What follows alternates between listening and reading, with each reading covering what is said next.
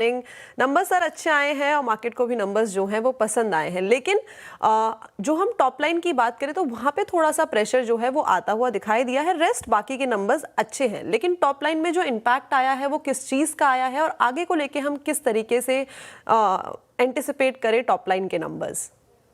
देखिए, मैं क्लैरिफाई करना चाहूंगा, जो टॉप लाइन होती है इंश्योरेंस कंपनी की, वो एपीई या डब्ल्यूपीआई के टर्म्स में बोली जाती है, जो न्यू बिजनेस प्रीमियम होता है, जिसमें रेगुलर प्रीमियम पूरा लिया जाता है और जो सिंगल प्रीमियम होता है उसका 10% लिया जाता है।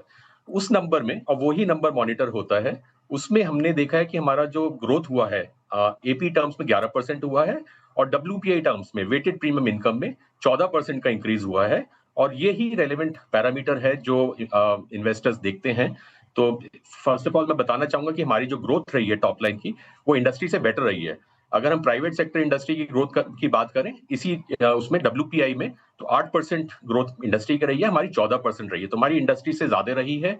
अगर मैं बात करूं वीएनबी की, value of new business, because एक वो बहुत इंपॉर्टेंट पैरामीटर है, उसमें हमारा 1.5% का इंक्रीज हुआ है। लास्ट ईयर 18.1% था, जो अब बढ़ के 19.6% हो गया है।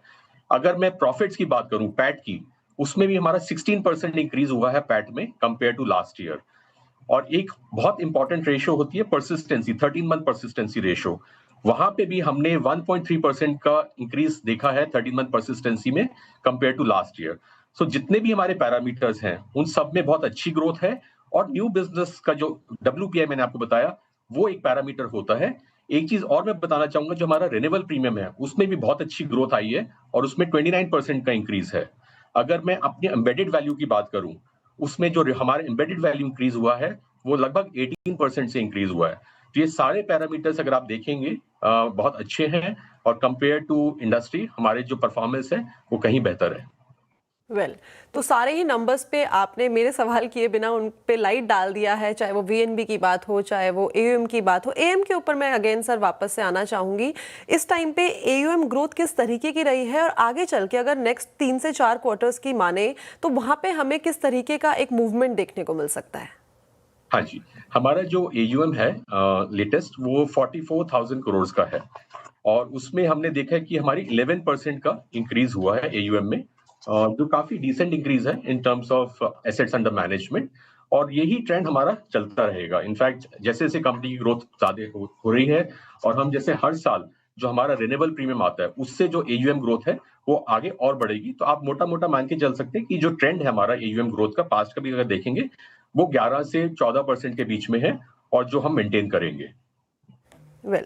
तो एयूएम ग्रोथ के ऊपर भी बात कर ली। इस टाइम पे अगर हम सॉल्वेंसी रेशियो की बात करें तो वो अपने स्ट्रॉन्गर साइड पे दिखाई दे रहा है। अगर हम आगे चल के, अगर आपकी जिस तरीके का आउटलुक है काफ़ी ज़्यादा ऑप्टिमिस्टिक दिखाई दे रहा है और ग्रोथ के साथ और नए बिजनेस के साथ, आप किस तरीके से इस टाइम पे प्लान कर रहे हैं कि कैपिटल को मैनेज किया जाए और क्या आप देख रहे हैं कि जो इक्विटी इशू हमें आता हुआ दिखाई देगा या फिर इंटरनल एक्यूरेल्स के थ्रू?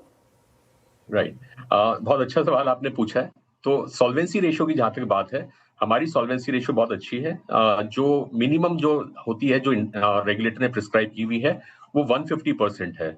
अगेंस्ट 150% हमारी सॉल्वेंसी रेशियो लगभग 198% के आसपास है।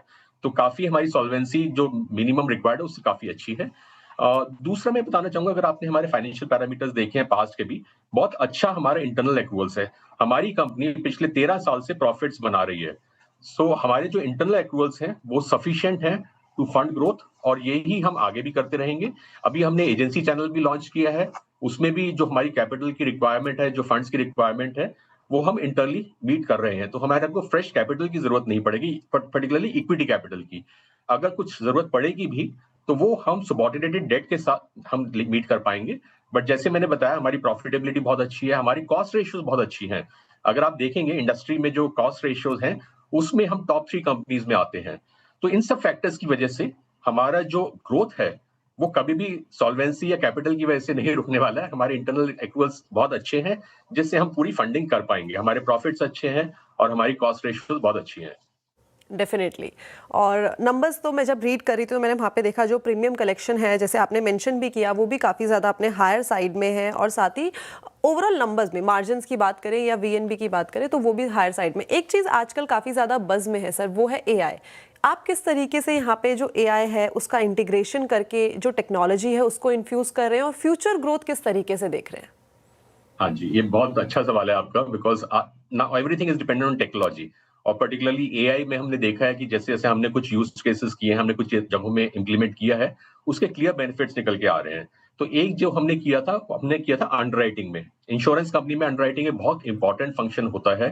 तो उसमें हमने एआई अपने के पैरामीटर्स डाले और उससे हमने ये देखी हमारी जो प्रोडक्टिविटी है अंडरराइटर्स की वो बेटर हो गई है। हमारा बिज़नेस हम ज़्यादा कर पा रहे हैं और जो डिसीजन मेकिंग हो रही है बिकॉज़ ये सिस्टम आउटपुट होता है, वो हमें हेल्प कर रहा है in taking better decisions. So AI हमने अंडरराइटिंग में इंप्लीमेंट करी है। हमने एआई को अपना जो कस्टमर इंटरैक्शन है, उसमें किया है। हमने अपने आईवीआर में एआई का यूज़ करना शुरू किया है और उससे बहुत अच्छे बेनिफिट्स मिल रहे हैं। कॉस्ट तो कम होती है इससे, बट जो कस्टमर एक्सपीरियंस है, वो कहीं बेहतर बेहतर हो जाता है। तो हमने एज़ अ कंपनी बहुत सारे एरियाज़ में डाला है, इवन परसिस्टेंसी मैनेजमेंट में, वहाँ पे भी हम एआई को यूज़ कर रहे हैं और उसके क्लियर बेनिफिट्स निकल के आ रहे हैं। तो जो एआई है वो क्लियरली इंडिविजुअली और अगर हम बात करें पूरी की पूरी इंडस्ट्री वाइज एक इंटीग्रल पार्ट हम सबकी लाइफ का बन गया है। Thank you so much sir हमारे साथ जुड़ने के लिए और फ्यूचर आउटलुक के बारे में बताने के लिए and hopes and all the best for the upcoming quarters. Thank you so much for thank you, joining us today. धन्यवाद। Thank you.